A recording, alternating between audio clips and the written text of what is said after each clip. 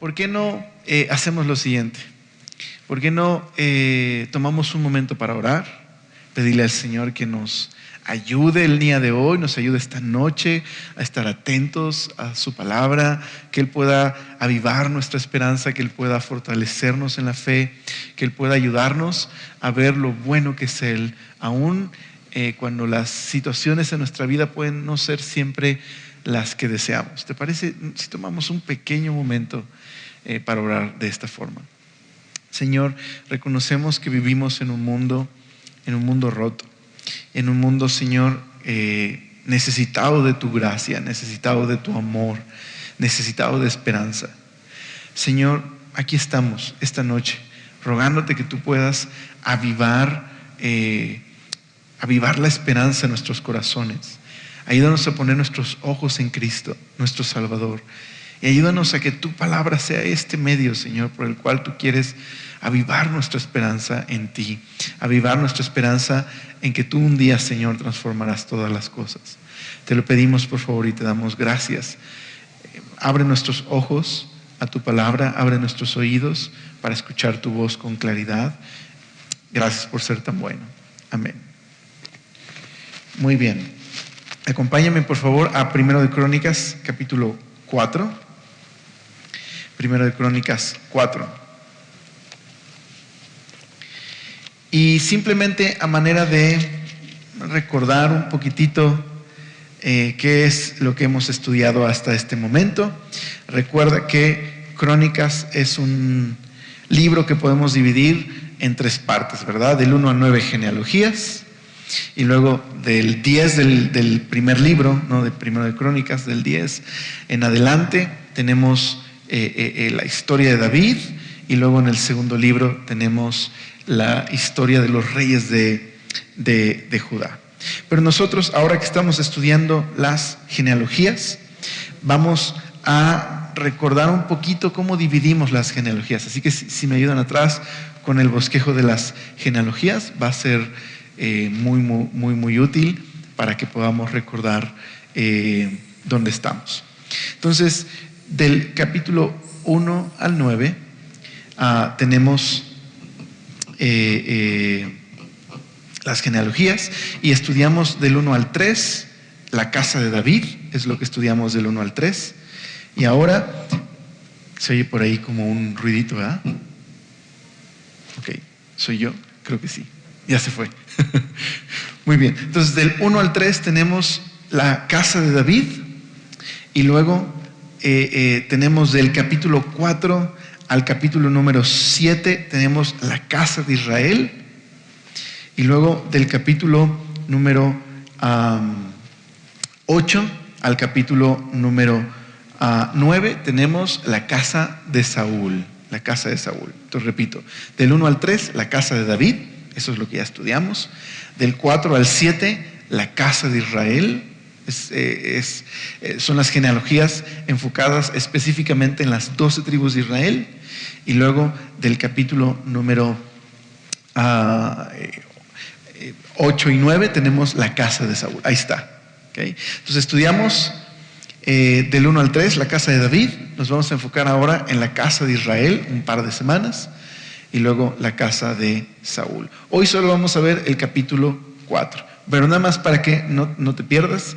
En la primera sección de Crónicas, del 1 al 9, lo dividimos en 3. La casa de David, la casa de Israel y la casa de Saúl. Entonces, el autor de Crónicas pasa un buen tiempo, ¿no? Del capítulo 4 al capítulo 7, pasa un buen tiempo describiendo a la comunidad de exiliados, es decir, a los judíos que iban como por la 4ª o 5ª generación, algunos creen una 6ª generación después del exilio, y les relata qué había sucedido con todas las familias de Israel. Y para el cronista es muy importante enfatizar las 12 tribus. ¿Por qué para él es tan importante recontar esta historia de genealogías enfocado en las 12 tribus que forman la casa de Israel? ¿Qué tiene en mente el cronista y qué sería tan importante para esa comunidad recordar? Bueno, cuando estás en una situación tan difícil como el exilio, como esa tragedia tan fuerte que habían vivido, y que te encuentras 6 generaciones después de haber vivido esa tragedia. Algo sucede, y es que había el peligro de que esa comunidad pudiera olvidar sus orígenes, pudieran olvidar el propósito por el cual Dios los había llamado. Podían olvidarse de por qué razón Dios los había elegido como la familia de Israel. Entonces, por eso para el autor es muy importante recordar qué había sucedido con cada una de estas tribus. Ahora, algo muy curioso va a suceder, y déjame adelantar este dato porque es importante. De estas 12 tribus, hay 2 tribus a las que le dedica mucho tiempo el cronista, mucho tiempo. La primera es la tribu de Judá, que hoy vamos a tener una sensación de déjà vu, porque ya en el capítulo 2 vimos la tribu de Judá y ahora la vuelve a repetir. ¿Por qué haría esto el cronista? Bueno, lo vamos a descubrir hoy. Pero una es la tribu de Judá y la otra es la tribu de Leví. De las 12, para el cronista es muy importante enfatizar estas 2 tribus, la de Judá y la de Leví. ¿Por qué?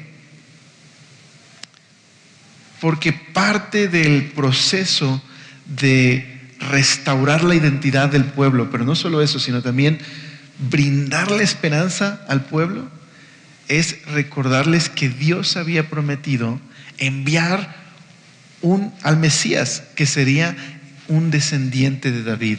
Pero no solamente sería un descendiente de David, sino que también se encargaría de restaurar la presencia de Dios en el pueblo. Y por eso el cronista pasa mucho tiempo hablando de los levitas, porque los levitas eran los encargados del templo. Pero no solo eso, sino que David también se encargó de organizar a estos levitas y organizar la adoración, organizar cómo funcionaba el templo para la época de Salomón, ¿no? Bueno, eso es un detalle importante, pero más adelante eso lo voy a mencionar y vamos a entender por qué. Pero simplemente quería que lo supieras. Del capítulo 4 al 7 encontramos la casa de Israel, y 2 tribus de las 12 son subrayadas, que es la de Judá y la de Leví. Así que el autor, me gusta esto que dice un comentarista llamado John Seilemer. Él habla acerca del libro de Crónicas y dice: uno de los temas principales de primero y segundo de Crónicas es que la realeza davídica, o sea, el linaje de David, debe ser el instrumento de la salvación y las bendiciones que Dios había prometido. Así que las genealogías en Crónicas son un recuento de la historia completa de Israel, centrándose, dice él, en la esperanza futura de un rey mesiánico como David, que restaurará el templo, por un lado, y restaurará el reino de Dios y justicia y paz sobre las naciones. Entonces, este es el tema, no hay que perderlo de vista, porque queremos entender pues de qué trata este libro y cómo aplicarlo en nuestras vidas, ¿ok? Entonces no hay que perder de vista esto. A lo largo de primero y segundo de Crónicas, David es muy importante porque es una figura que anticipa un rey, el Mesías, por el cual Dios va a restaurar su presencia y su reino en el mundo, ¿ok? Entonces, aquí va la importancia de recordar todas las familias que eran parte de la casa de Israel. Mira, acompáñame un momento a Génesis capítulo 12, un pasaje que probablemente vamos a estar recordando constantemente. Mira, Génesis capítulo 12. En Génesis 12 es importante porque los primeros 11 capítulos de Génesis tratan con lo que llamaríamos historia universal. Dios creando el mundo, llenándolo de vida, guiando el mundo a su propósito, llenándolo con todas las criaturas que encontramos en Génesis, las estrellas, el sol, llenando los espacios del cielo y la tierra y el mar, pero luego creando al ser humano con el propósito especial de que los seres humanos puedan ser sus representantes en el mundo, que puedan reflejar a Dios en la creación. Ese es el propósito del hombre, ese es su rol. Y para esto Dios lo bendice y le da un mandamiento: que puedan fructificar, que puedan multiplicarse, que llenen la tierra. ¿Con qué propósito? Precisamente con el propósito de llevar, de poder reflejar el carácter de Dios y llevar las cosas buenas que Dios había hecho hacia toda la tierra. ¿Okay? Extender el jardín del Edén hacia toda la tierra. Ese es el propósito. Pero también Génesis, a partir del capítulo 3, nos narra cómo el hombre se rebeló contra su creador. Y en lugar de estar reflejando al creador, estaba reflejando rebelión, corrupción. Y esa corrupción llenó el mundo, culminando con la creación de una ciudad que conocemos como Babel, que no es otra cosa sino la creación de Babilonia. ¿Qué representa Babilonia? Bueno, es Génesis 3, pero en gran escala. Los seres humanos rebelándose contra Dios en forma corporativa, y de ahí la historia cambia a la familia de Abraham. De Babel, de esta ciudad rebelde que quería hacerse de un hombre, que quería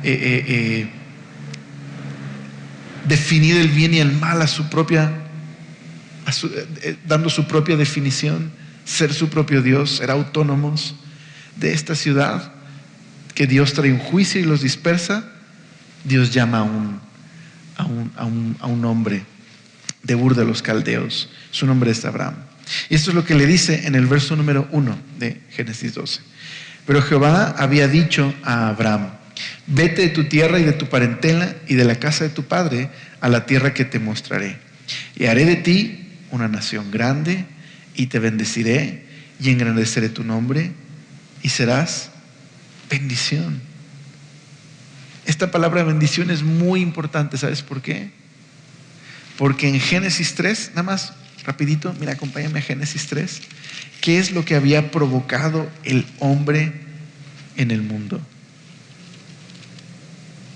Pues a la serpiente Dios la maldice, ¿no?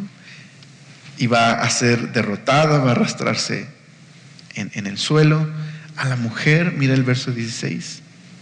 A la mujer dijo: multiplicaré en gran manera los dolores en tus preñeces. Con dolor darás a luz a los hijos. ¿Okay? Entonces, la serpiente es maldecida. La mujer, parte de la consecuencia es aumentar el dolor cuando dé a luz. En un ratito vamos a volver a esto, ¿ok? Por eso lo estoy mencionando. Pero al hombre le dice esto, como representante de Dios en el mundo, le dice esto al hombre. En el verso 17, mira. Y al hombre dijo: por cuanto obedeciste a la voz de tu mujer y comiste del árbol que te mandé diciendo: no comerás de él, maldita será la tierra por tu causa. Con dolor comerás de ella todos los días de tu vida. Espinos y cardos te producirá. Con el sudor de tu rostro comerás el pan hasta que vuelvas a la tierra. Porque de ella fuiste tomado, pues polvo eres y al polvo volverás. ¿Okay? Y llamó a Adán el nombre de su mujer Eva, por cuanto ella era madre de todos los vivientes. Entonces, Adán significa humanidad, Eva significa vida. Pero ahora en el mundo de Dios lo que hay es muerte, dolor, quebranto. Pero había una promesa, la promesa de una simiente. Mira el verso 15. Esto es lo que le dice a la serpiente: y pondré enemistad entre ti y la mujer, y entre tu simiente y la simiente suya. Esta te dirá en la cabeza y tú le dirás en el calcañar. Entonces, en medio de un escenario trágico, Dios da una promesa de esperanza. Sí, la mujer aumentará su dolor al dar a luz, le recordará que ahora la tierra está bajo maldición por causa de la rebelión y el pecado, pero también el dar a luz se convierte en ¿qué? En una esperanza de que un día Dios traería a través de la descendencia de la mujer un Salvador. ¿Te das cuenta? Ok, Entonces, ahora, en Abraham, ¿qué es lo que le dice? Engrandeceré tu nombre y serás bendición. Y dice el verso número 3, bendeciré a los que te maldijeren y a los que te maldijeren maldeciré y serán, esta es clave, y serán benditas en ti todas, ¿qué dice ahí? Las familias de la tierra. ¿Notas la relación? El ser humano fue creado, bendecido con un privilegio de representar a Dios en el mundo, pero por el pecado, ahora en el mundo hay maldición, ¿ok? La creación está sujeta a maldición. Pero Dios ha prometido restaurar su bendición a través de una simiente y ahora aparece un hombre al que Dios le promete hacerle una nación grande y le promete que a través de él, su simiente, Dios bendecirá al mundo, es decir, revertirá la maldición. ¿Okay? Bueno, tú, si has estado aquí en Primera de Crónicas, sabes a dónde vamos con esta historia. De Abraham sale una nación que Dios rescata de Egipto y que lleva a la tierra prometida. Pero esta nación, llamada a ser la nación que Dios usaría para restaurar su bendición, fracasa una y otra vez, porque constantemente se rebelan contra Dios, porque no confían en el Señor, porque aún entran en una espiral de pecado y corrupción y terminan, llamados a ser bendecidos, terminan en maldición. ¿Dónde terminan? En el exilio. ¿Por qué digo maldición? Porque una de las maldiciones que Dios les había advertido que vendría sobre ellos si persistían en su pecado y en la injusticia y en la rebelión y en no seguir al Señor sería el exilio. Cuando el cronista está escribiendo Primera y Segunda de Crónicas, escribe a una generación que está justo en el exilio. ¿Ok? Entonces, ese es un trasfondo importante para lo que vamos a leer ahora en Crónicas. Así que cuando el autor de Crónicas, a partir del capítulo 4 al 7, retoma todas estas tribus que ya para este momento están dispersas, ¿estás de acuerdo? La mayoría de estas tribus están dispersas, porque cuando la monarquía, es decir, cuando se estableció una monarquía en Israel y luego esa monarquía se parte en dos dentro de esta historia, precisamente por su pecado y su rebelión, hay 11 tribus que forman el reino del norte y la tribu de Judá forma el reino del sur. Bueno, en el año 722, por causa de su constante desobediencia, el reino del norte fue completamente arrasado por el imperio asirio y terminaron exiliados y asimilados por Asiria. Así que para este momento esas 11 tribus están dispersas completamente. ¿Por qué se toma el autor la molestia de recordar cada una de ellas? ¿Qué está tratando de afirmar? Que Dios será fiel y que no ha terminado con su pueblo, aunque a pesar de su pecado y su maldad están dispersos. Dios un día los va a reunir.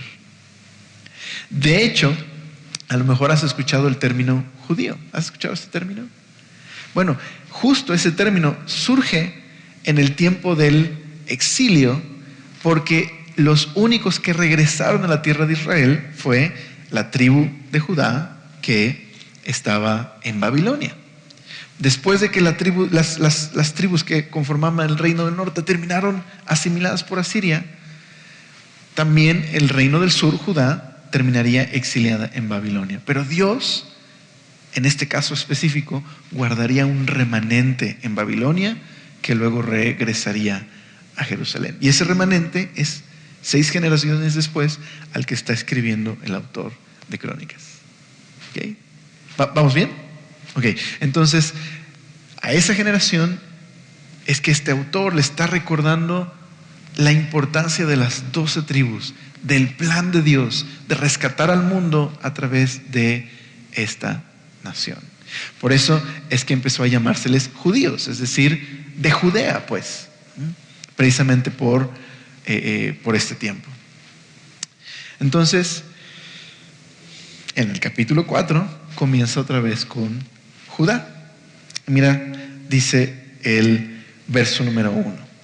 Los hijos de Judá, Fares, Esrón, Carmi, Ur y Sobal. Y Reaía, hijo de Sobal, engendró a Jaat. Y Jaat engendró a Amutai y a Laad. Estas son las familias de los soratitas. Y así, si siguiéramos en la lectura, lo que hace el autor es retomar la familia de Judá. Pero ¿por qué empieza con Judá? Qué curioso, que ya vimos a Judá en el capítulo 2, ¿ok?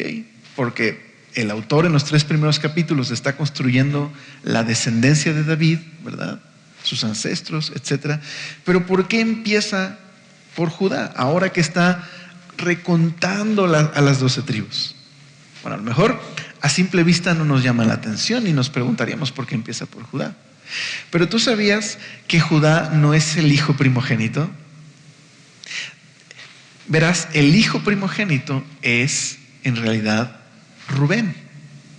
Y los hijos que siguen a Rubén son Simeón y Leví. Judá es el 4.º hijo de Jacob. Lo correcto en esta genealogía sería comenzar con Rubén, pero no lo hace el autor. ¿Por qué? Bueno, déjame resumirte un poquito esta historia a través también de una imagen que les vamos a compartir acá. Y esta imagen tiene que ver con el linaje de Israel. Entonces, si me ayudan a ponerla por ahí, la imagen. Acá está, mira. No te me vayas a perder, ¿vale? Ok, ahí se ve mejor. Bien. Vimos en Génesis 12 que Dios llamó ¿a quién? Abraham, ¿verdad? Dios lo llama, pero resulta que Abraham no puede tener hijos. Sin embargo, a través del tiempo, Dios lo bendice y es fiel a su promesa y tiene un hijo.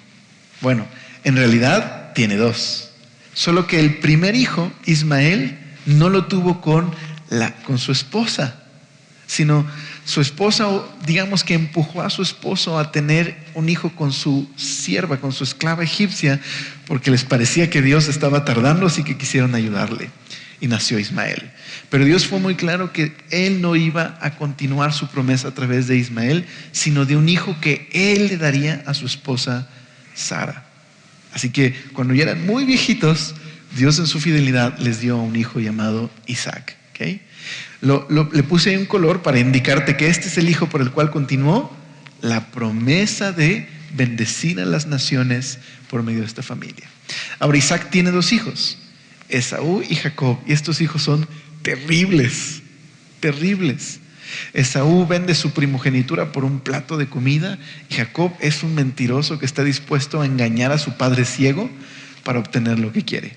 Sin embargo, Dios es fiel. Y Dios es fiel a pesar de esta familia desastrosa.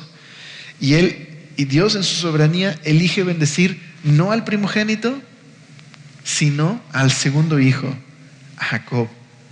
Y Jacob, después de 20 años en los que Dios trata con él y con su carácter, Dios en su misericordia, a pesar de Jacob, le da 12 hijos. ¿Ok? Pero de estos 12 hijos también son terribles. Rubén, el primogénito, pierde su primogenitura porque tiene relaciones con la concubina de su padre. ¿Qué significaría eso? Que Rubén estaba clamando ser el nuevo líder del clan. Estaba tratando de usurpar el lugar de su padre y por eso perdió su primogenitura. Y los hijos que le siguen, Simeón y Leví, los que seguirían por edad, no van a recibir tampoco esa bendición. Y la razón es que por una escena muy trágica en Génesis, Simeón y Leví se vengan de algo que sucedió con su hermana, acabando por completo con todos los hombres de un pueblo y llevando presas a las mujeres y a los hijos. Y entonces lo que sucede es que Simeón va a terminar siendo dispersado por Judá, lo vamos a ver en un momento, y Leví no va a tener ninguna herencia. Sin embargo, Leví se va a convertir en la tribu de las cuales vendrán los sacerdotes. En la misericordia del Señor le va a bendecir a pesar de su desastroso acto de venganza. Entonces, quien seguiría sería Judá. Ahora, yo lo puse hasta arriba nada más para subrayarlo. Ahora, quien va a recibir la bendición de la primogenitura en realidad va a ser José, a través de sus dos hijos, que es Manasés y Efraín. Estos dos hijos va a adoptarlos Jacob, van a sustituir a Rubén y a José. ¿Okay? Pero realmente el líder de todos los 12 será Judá. En una profecía en el capítulo 49 de Génesis, bueno, es una bendición que resulta ser una profecía. Acompáñame un momento ya. Bien, con el cuadro, ¿les ayudó un poquito más? Ok, mira, acompáñame a Génesis 49. Judá recibe esta bendición. Antes de morir, Jacob bendice a sus hijos y de alguna manera la bendición de Jacob se convierte también en una especie de profecía sobre el destino de estas 12 tribus. Y en Génesis 49, esto es lo que se nos dice de estos hijos. Mira el verso 1. Y llamó Jacob a sus hijos y dijo: juntaos y os declararé lo que ha de acontecer en los días venideros. Juntaos y oíd, hijos de Jacob, y escuchad a vuestro padre Israel. Rubén, tú eres mi primogénito, mi fortaleza y el principio de mi vigor, principal en dignidad y principal en poder. Pero luego mira, impetuoso como las aguas, no serás el principal, por cuanto subiste al lecho de tu padre, entonces te envileciste subiendo a mi estrado. Entonces pierde la primogenitura. La siguiente semana va a aparecer Rubén en la lista de crónicas, entonces ahí hablamos un poquito más de él. Pero luego los otros hijos, mira, Simeón y Leví son hermanos, armas de iniquidad sus armas. En su consejo no entre mi alma, ni mi espíritu se junta en su compañía. Porque en su furor mataron hombres y en su temeridad desjarretaron toros. Maldito su furor, que fue fiero, y su ira, que fue dura. Yo los apartaré en Jacob, y luego dice, los esparciré en Israel. Y eso sucedió. Simeón va a recibir su territorio dentro del territorio de Judá. Y con el tiempo, Simeón será absorbido por la tribu de Judá. Y Leví no va a recibir ninguna heredad de tierra, sino más bien vivirá entre la heredad de las demás tribus, porque ellos van a ser los sacerdotes que servirán en el templo, los guardianes y los servidores del templo. Pero mira Judá, dice el verso número 8, Judá, te alabarán tus hermanos, tu mano en la cerviz de tus enemigos. Los hijos de tu padre se inclinarán a ti. Cachorro de león, Judá, de la presa subiste, hijo mío. Se encorvó y se echó como león. Así como león viejo, ¿quién lo despertará? No será quitado el cetro de Judá, ni el legislador de entre sus pies, hasta que venga Silo. Y a él se congregarán los pueblos. Otra traducción dice, el que viene a Silo gobernará sobre las naciones, atando a la vid su pollino y a la cepa el hijo de su asna. Entonces, ¿qué está describiendo?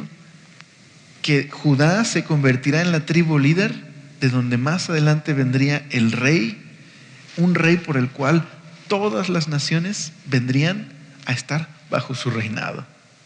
Entonces, ¿te das cuenta de la importancia de la tribu de Judá en la mente del cronista? Esta es la tribu que Dios eligió para traer al rey por el cual Dios va a bendecir a todas las naciones de la tierra. Entonces, esa es la importancia de la tribu de Judá. Ahora regresamos un poquito a esa tribu, pero volviendo a 1 de Crónicas 4, ¿no? Del versículo número 1 al 23 es la tribu de Judá, y luego del versículo 24 al 43 es la tribu de Simeón. Mira cómo comienza el 24. Y los hijos de Simeón, Nemuel, Jamín, Jarib, Será, Saúl, y así continúa. Todos los descendientes de esta tribu, la tribu de Simeón. Pero termina de una manera muy interesante esta tribu. Mira lo que dice en el verso número 38. La última lista de nombres de descendientes de Simeón dice: estos, por sus nombres, son los principales entre sus familias, y las casas de sus padres fueron multiplicadas en gran manera, y llegaron hasta la entrada de Gedor, hasta el oriente del valle, buscando pastos para sus ganados. Y hallaron gruesos y buenos pastos, y tierra ancha y espaciosa, quieta y reposada, porque los de Cam la habitaban antes. Estos que han sido escritos por sus nombres vinieron en los días de Ezequías, rey de Judá, y desbarataron sus tiendas y cabañas que allí hallaron, y los destruyeron hasta hoy, y habitaron allí en el lugar de ellos, por cuanto había allí pastos para sus ganados. Entonces, muy interesante, la tribu de Simeón, con todo y que se pierde y queda absorbida por la tribu de Judá, el cronista se toma el tiempo para decirte que Dios fue fiel y que incluso extendieron su territorio y tuvieron un lugar donde habitar. A pesar de su inicio, de su historia, Dios fue fiel con esta tribu. Y de hecho, prácticamente lo que hace el cronista con todas las tribus de Israel en el capítulo 4 al 7 es eso: recordar que Dios es fiel, recordar que Dios los cuidó, recordar que Dios es bueno, a pesar de su rebelión, a pesar de su pecado, a pesar de que estaban dispersos en este momento, unos por causa del imperio asirio y otros en Jerusalén de regreso después de haber estado 70 años en Babilonia. Pero Dios es fiel. Así que ahí está el propósito de por qué el autor pasa del 4 al 7 un buen tiempo hablando de estas tribus. Pero bueno, del capítulo 4, ¿hay algún nombre que podamos destacar de esta historia? Sí, de hecho hay dos nombres que podemos destacar de esta historia. Nosotros nos vamos a enfocar en uno. En la genealogía de Judá aparecen dos nombres importantes. El primero de ellos es Caleb. Su historia viene en el verso, su nombre viene en el verso número 13 al 15 del capítulo 4. Mira, ahí se menciona. Dice el verso 13 al 15. Los hijos de Cenaz, Otoniel y Seraías. Los hijos de Otoniel, Hatat y Meonotai, el cual engendró a Ofra. Y Seraías engendró a Joab, padre de los habitantes del valle de Carisim, porque fueron artífices. Los hijos de Caleb, hijo de Jefone, Irú, Elá y Naam, e hijo de Elá fue Cenaz. Ok, dos nombres aquí, Otoniel y Caleb. Pero Caleb, ¿quién es este Caleb? ¿Por qué sería importante para esta generación de judíos en el exilio, en el exilio, viviendo en Jerusalén 6 generaciones después? ¿Por qué mencionar a Caleb? Bueno, dentro de una de las historias más famosas del Antiguo Testamento, pues está la historia de cómo el pueblo iba a conquistar la tierra prometida. Cuando llegaron, a través del liderazgo de Josué, el sucesor de Moisés, cuando llegaron a los límites de la tierra prometida, hubo una serie de espías que enviaron a la tierra prometida. Y cuando regresaron, la mayoría de ellos tenía un reporte terrible, excepto 2. Así que Caleb fue uno de estos hombres, junto con Josué, que dieron un buen reporte.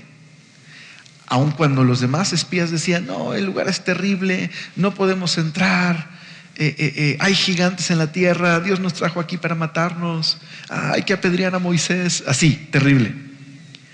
Entonces, solo de todos los espías, solo 2 tuvieron confianza en el Señor: Josué y Caleb. Ellos dijeron, no, el Señor es bueno, el Señor nos va a dar esta tierra. Ah, no, cállense, vamos a matarlos. Y así. Bueno, pasando los años y cuando entraron a la tierra prometida, a través del liderazgo de Josué, Caleb fue uno de estos hombres valientes que Dios le dio una heredad especial precisamente por su valentía. Mira su historia en Josué capítulo 14. Mira, acompáñame a Josué capítulo 14. Y vamos a leer el verso número 6. Josué capítulo 14, verso número 6.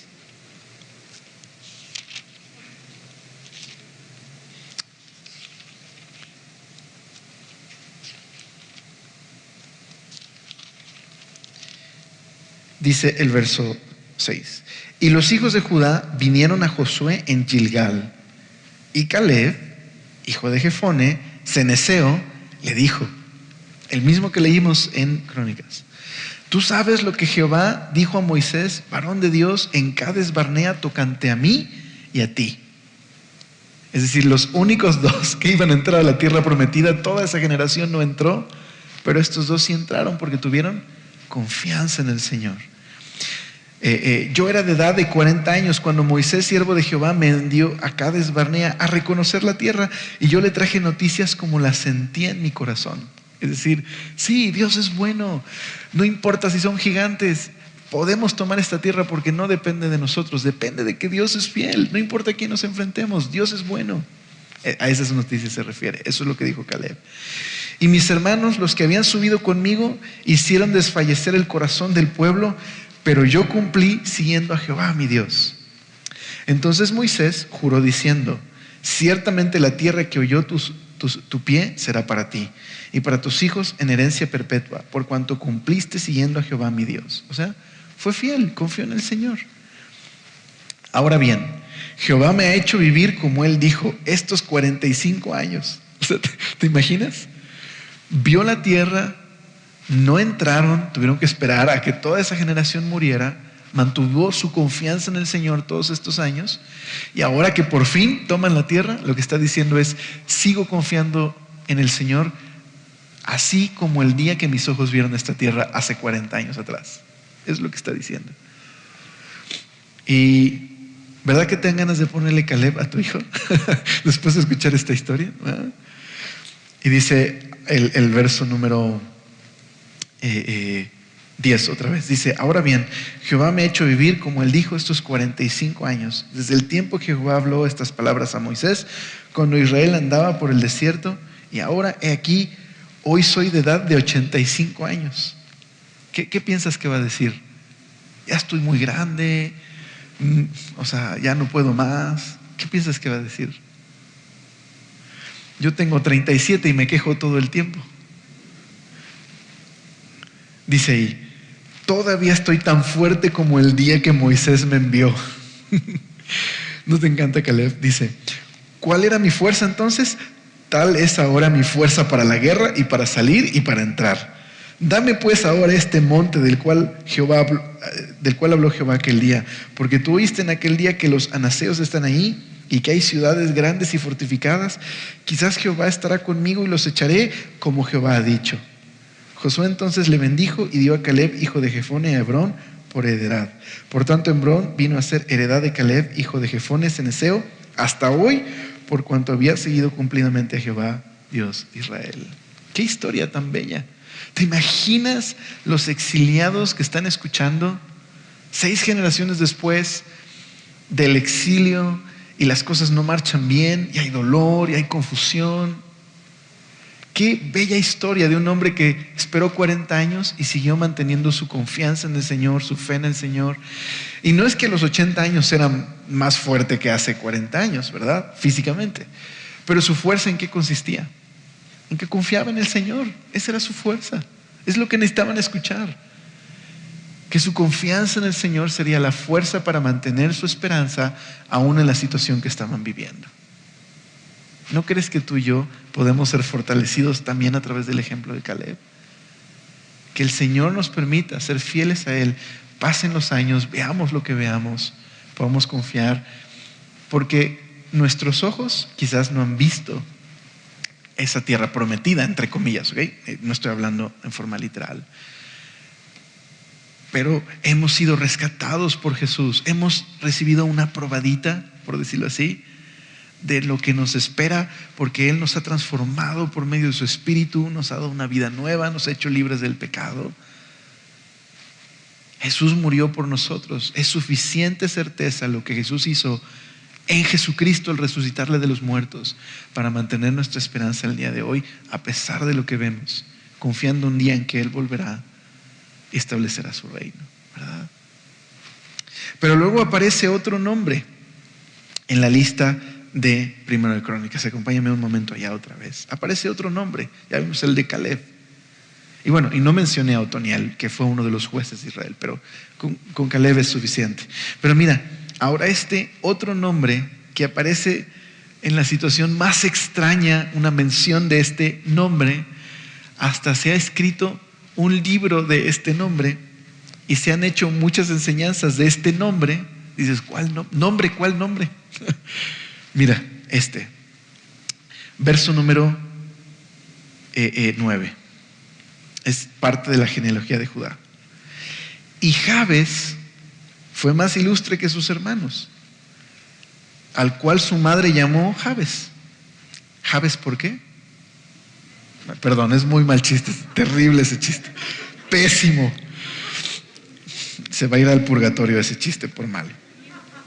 Muy bien, entonces dice ahí, es una broma, no es que exista el purgatorio, no me vayan a después, oye Alex, ¿por qué dijiste eso? Es una broma completamente. Ok, muy bien, entonces, ¿quién es este Jabes? Pues dice ahí, y Jabes fue más ilustre que sus hermanos, el cual su madre llamó Jabes, diciendo, por cuanto lo di a luz en dolor. E invocó Jabes al Dios de Israel, diciendo, oh, si me dieras bendición y ensancharas mi territorio, y si tu mano estuviera conmigo y me libraras de mal para que no me dañe. Y le otorgó Dios lo que pidió. Tan. ¿Quién es este Jabes? ¿Por qué aparece aquí? ¿Qué tiene que ver con toda esta historia? Bueno, probablemente este fragmento, estos versos, son de esos versos que han sido completamente sacados de contexto y se ha hecho una excusa de ellos. Muchos enseñan que este es un modelo de cómo ser próspero y exitoso. Si tan solo seguimos el ejemplo de Jabes de orar de esta manera, podremos obtener el éxito que queremos. Ahora déjame decírtelo así, con amor y así franco. No tiene absolutamente nada que ver esa enseñanza con esta historia. Nada absolutamente que ver. Entonces, ¿con qué tiene que ver? Esta petición de bendición, ¿con qué está relacionada? Bueno, ¿sabes? Hay un juego de palabras aquí muy interesante. El nombre Jabes significa tristeza, pero el nombre Jabes suena muy similar a otra palabra y se escribe muy similar a otra palabra en hebreo que es dolor.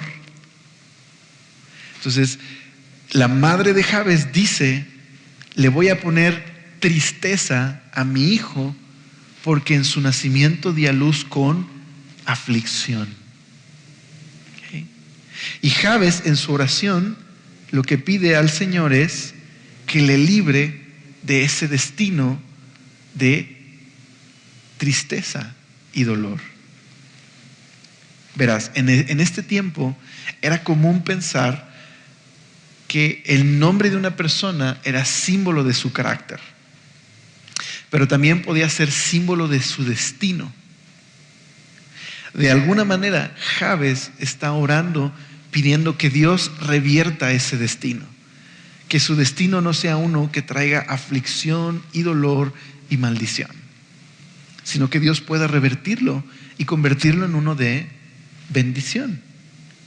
Ahora, en los detalles de lo que está pidiendo, en primera se dirige al Dios de Israel, es decir, al Dios del pacto. Él es un israelita, es parte del pueblo. Y lo que pide es bendición en términos de lo que Dios había prometido a Israel. ¿Qué había prometido Israel? Una tierra en donde se plantarían y donde podrían prosperar, porque ese era el plan que Dios iba a usar para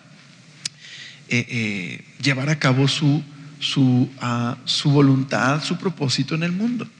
Entonces Jabes está orando de acuerdo a lo que sería común orar para un israelita respecto al Dios del pacto, por territorio, por bendición y por ser librado del mal. Y Dios se lo otorgó. Entonces pienso una vez más en la audiencia. ¿A quién está hablando el cronista? A un grupo de judíos que lleva más o menos unas 6 generaciones, que han salido del exilio, han regresado a la tierra, pero Israel no es lo que era antes. Su territorio es pequeño, están bajo el dominio de los persas, no hay ningún rey en el trono de David que sea un descendiente de David. Están oprimidos, confundidos y viven una situación difícil, de presión, de oposición, de maldición. ¿Te acuerdas? En la introducción, de maldición por causa de su pecado. ¿Cómo les ayudaría a escuchar la historia de alguien que de alguna manera está buscando que Dios revierta esa situación de bendición para ser bendecido? ¿Cómo podría traerles ánimo? Bueno, déjame añadir un detalle más. Esta frase de la mamá de Jabes que dice, por cuanto di a luz en dolor, ¿a qué te recuerda? ¿Dónde leímos eso? ¿Te acuerdas? Génesis. Es completamente una mención, una referencia a Génesis, a la consecuencia del pecado que vino a la mujer, que aumentaría el dolor al dar a luz, pero que también habría esperanza a través de la promesa de un nacimiento por el cual Dios revertiría la maldición. ¿Sí? ¿Hace sentido? Entonces, mira estos elementos. Jabes pide que su situación no sea una de maldición, sino una en la que Dios pueda revertir su destino y convertirlo en una de bendición. En la historia bíblica, Dios comienza con bendición en el mundo, pero entra en la maldición por el pecado. Así que Dios elige a Abraham para bendecirlo, pero su familia acaba en maldición en el exilio por causa del pecado. ¿Podría Dios revertir esta situación y bendecir y revertir la maldición? Por supuesto. Para eso está la oración de Jabes aquí, para recordarle a esa comunidad que Dios podía cambiar sus circunstancias si hacían algo, si se humillaban y volteaban sus ojos a Dios. Dios podía revertir las circunstancias que vivían de maldición, de exilio, si se arrepentían. Por eso, en 1 y 2 de Crónicas, ¿sabes cuál es uno de los temas más importantes? La oración. En el corazón de Crónicas está la oración de Salomón que dice, Señor, si pecamos contra ti y nos esparces por todos lados, escucha la oración de tu pueblo cuando se humille y restáuranos y sana la tierra. Eso es el propósito de esta pequeña oración de Jabes, brindarle ánimo a esta comunidad, que Dios puede revertir sus circunstancias actuales y bendecirles para cumplir Dios su propósito a través de ellos. Entonces, ¿qué tiene que ver con nosotros? Bueno, ¿podría fructificar y multiplicar Dios a la comunidad del exilio? Sí. ¿Podrían fructificar en el tiempo de su periodo de aflicción? Sí, si oran, si buscan a Dios, si confían en el Señor como Caleb, o si oran como Jabes. Si confían en el Señor, si descansan en el Señor, si tienen su esperanza en el Señor, si le buscan de todo corazón, Dios puede bendecirles a pesar de sus circunstancias difíciles. ¿Sabes qué es lo más interesante? En el capítulo 2, ¿sabes cómo comienza la genealogía de Judá que vimos? Con el pecado de los hijos de Judá muriendo por su pecado y con la maldición que trajo Acán, que trajo muerte sobre su familia. Pero ¿sabes cómo termina la genealogía de Judá en Crónicas? Con Jabes siendo bendecido y revirtiéndose la maldición. ¿No crees que hay algo que está diciendo ahí el cronista importante? Bueno, ¿sabes? Al final, al conectar el dolor y la maldición con la genealogía en la genealogía de Judá, terminando con Jabes, librándolo, es un recordatorio de que el Señor puede bendecir a su pueblo aún en circunstancias difíciles, que el plan de Dios es bendecirles, el plan de Dios es terminar con la maldición para poder restaurar a su pueblo. Bueno, ¿sabes qué tiene que ver todo esto con nosotros? Tú y yo somos parte de esta historia de una tierra bajo maldición por causa del pecado. Un mundo quebrantado, un mundo de dolor. Podríamos decir que lo que dijo la mamá acerca de Jabes, te concebí en dolor. No sabemos su experiencia personal, ¿verdad? No sabemos qué hubo en su vida que le hizo decir, te voy a poner tristeza porque fue muy doloroso darte a luz. No sabemos si hubo situaciones dolorosas en la vida de Jabes, pero sí te puedo decir algo. Nacemos y ya estamos muriendo, ¿verdad? Nacemos y ya estamos muriendo. Vivimos en un mundo roto, en un mundo donde existe el dolor y el sufrimiento. Y el sufrimiento es parte de nuestra vida, no podemos evitarlo. Es parte de vivir en este mundo. Es parte de vivir en un mundo bajo maldición. Pero la historia de Jabes al final nos recuerda a Jesús. Jesús vino a terminar con la maldición. Él es el descendiente de Judá y de David que vino a terminar con la maldición. ¿Cómo? Tomando esa maldición y llevándola a la cruz, muriendo por nuestros pecados, pagando el precio de nuestra injusticia para redimirnos, rescatarnos, para hacer una nueva creación libre de maldición. Así que la esperanza que tenemos como cristianos es que hay una tumba que ha sido que está vacía. Eso implica que Jesús revirtió la maldición de la muerte y que un día volverá, hará nuevas todas las cosas y no habrá más maldición ni muerte. El último capítulo, los últimos 2 capítulos de la Biblia, Apocalipsis, terminan diciendo esto: ya no hay más maldición, ya no hay más muerte. Esa es nuestra esperanza. Pero mientras eso sucede, tú y yo el día de hoy podemos, como Jabes, orar y como Caleb tener fe en el Señor. Podemos confiar en Él, podemos esperar en Él. Por eso al final, y déjame terminar con esto, de una manera muy práctica, entonces Jabes y su oración no se convierten en un modelo de cómo tener éxito, sino cómo vivir con esperanza en medio de un mundo roto. ¿Sabes? La oración y nuestra confianza en el Señor son elementos muy importantes en medio del sufrimiento. Si hay algo que nos puede dar ánimo en medio del sufrimiento, es orar. Tú y yo hemos sido bendecidos por el Señor. Hemos sido rescatados por el Señor. Ahora somos sus hijos. Ahora tenemos acceso a su presencia. Podemos orar y Él escucha nuestras oraciones. Tenemos este privilegio glorioso de poder orar y traer al Señor nuestro dolor, nuestra angustia, nuestra preocupación. No necesariamente Dios va a responder quitándonos nuestros problemas.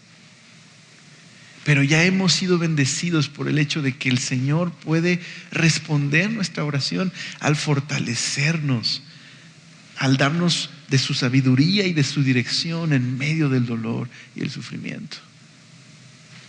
El Señor Jesús nos insiste que oremos sin cesar. El Señor Jesús dijo que era necesario orar sin desmayar.